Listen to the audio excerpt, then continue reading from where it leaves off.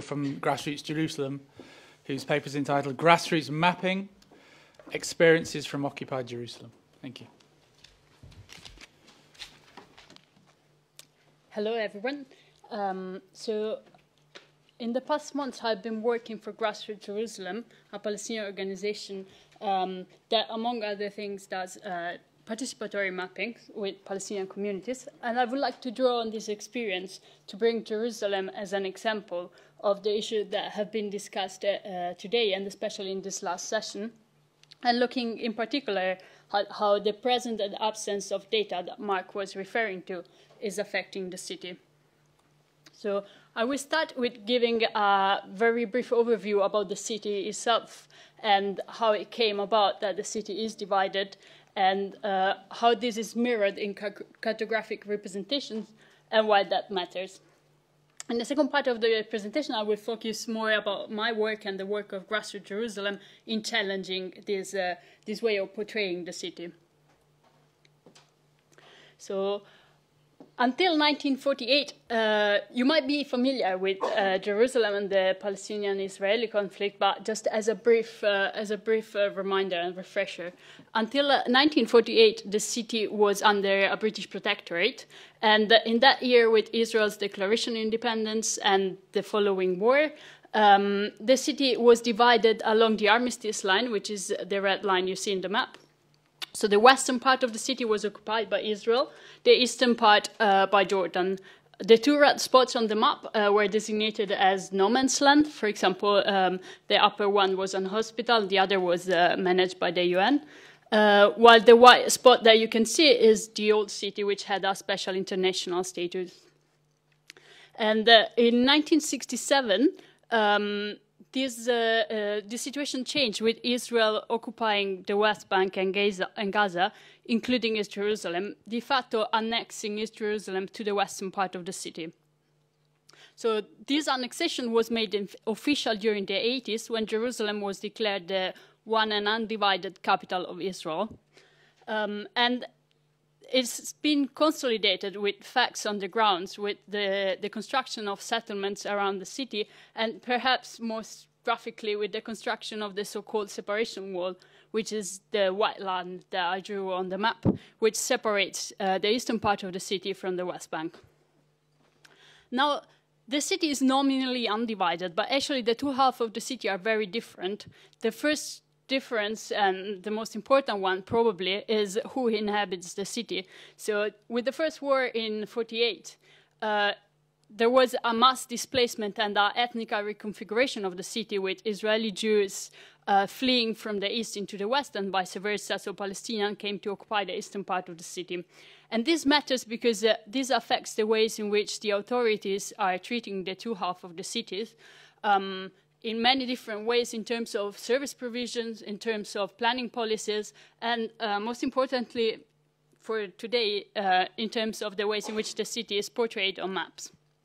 So for those of you who are not familiar with the city, I will ask you to keep in mind where the old city is, the white spot on the map, especially in relation to the built-up area, which is what I shaded on this map. So if we start with looking at printed maps, the most readily available for you if you were to visit the city, you can see how these are heavily shifted towards the west, de facto excluding the eastern part of the city, the Palestinian part of the city. And the old city, which is, as we saw, central, is just about included at the edge of the map. And looking at this image, I would think that digital geographers are a sort of great opportunity, in that you can't exclude half of the city if the map is digital. You can just scroll a bit further and you can see what the city looks like beyond the edge of your map. But actually, this is what you would see on Google if you were to look at the eastern part of the city. This is the Palestinian neighborhood of Laizun, and you can see how there are no landmarks, there are no shops. There are very few street names, and these are usually Hebrew names that have been imposed on those cities in the last decades and are not proper to that localities, are not like what Palestinians would call those streets. And I chose this example because it's quite striking, the contrast between Laizun and the corner of the map, the upper corner of the map, in which there is a much greater of details, and that's an Israeli settlement in the eastern part of the city. This is another example, El Aizaria, another Palestinian neighborhood. Again, the only corner of the map that has some level of detail is an Israeli settlement. So I think that makes it very clear how this presence and absence of data has a political motivation. Now, how does this affect one's experience of the city? Well, thinking a very practical example, this makes GPS applications basically unusable, not only in the eastern part of Jerusalem, but in the whole of the West Bank. So to keep it consistent, I chose an example from Google Maps, but this is true for plenty other applications. If you were to ask Google to help you navigate your way from Ramallah to Bethlehem, which are two of the main Palestinian centers, it wouldn't be able to help you out. It doesn't know the route, although they are only about 30 kilometers apart. And there are many other examples. Working for an organization who also run a community centers, whenever we try to advertise our events on social media, we weren't able to connect this to a map. We had to describe the way in the event description itself. If you are new to the city, that's certainly a put off.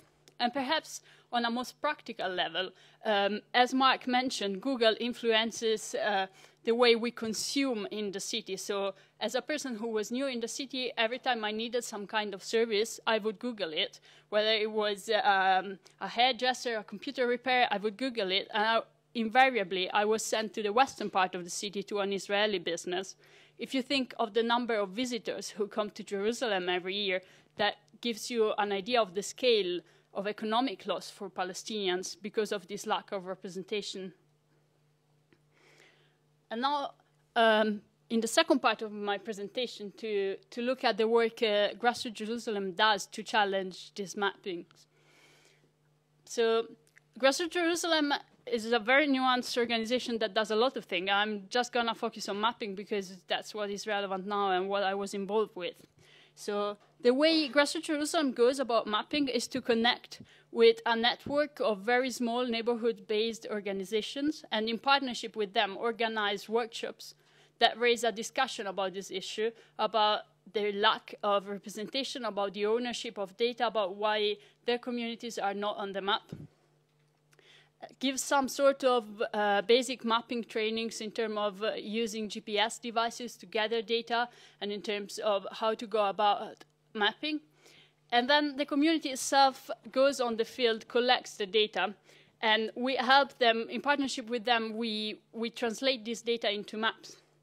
Some of these maps are more advocacy-based, so they're focused on bringing a point across, highlighting the challenges that this community is facing, whereas others are more general, and I say they try to fill the gap left by Google. So this is El Aizaria, the community that was basically empty on Google Maps.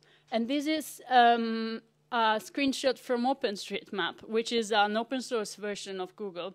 And it's very important in the work of Grassroots Jerusalem, both as a source of data and also as a channel to disseminate the information we collect.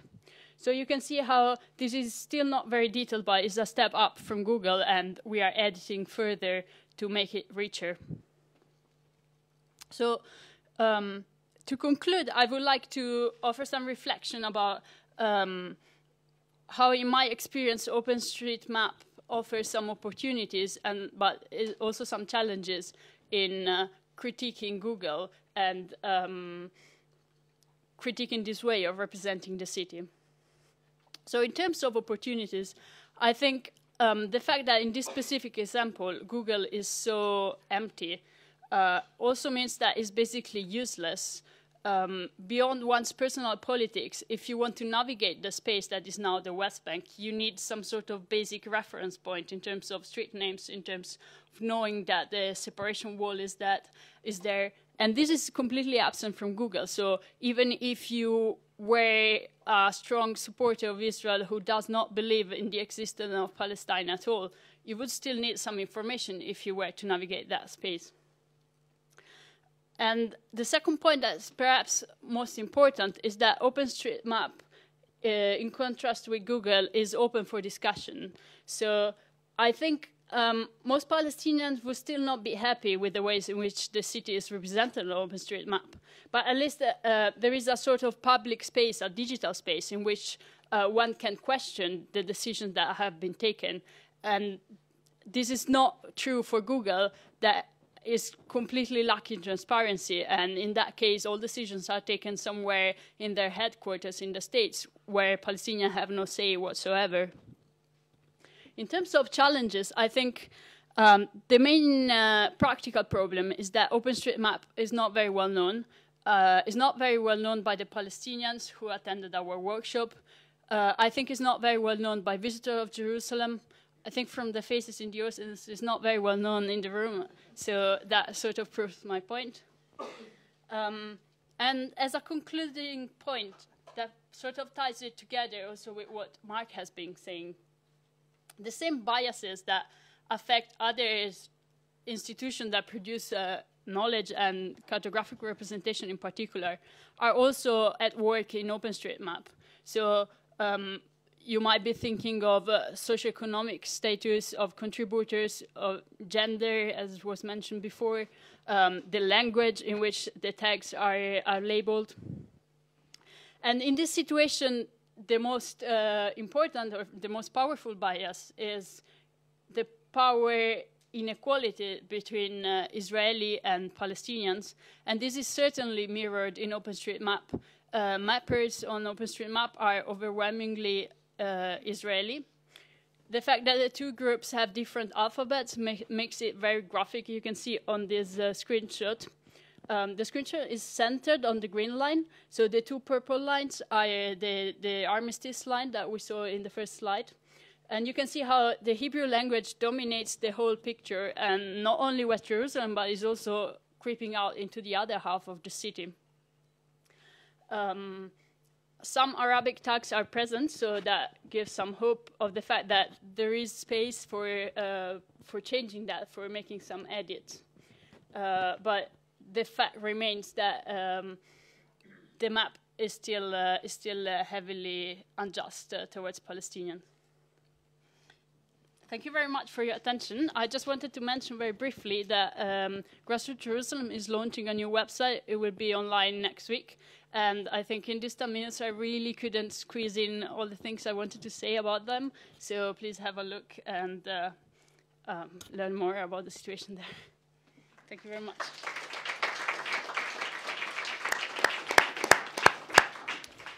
Thank you to all our speakers. That was fantastic.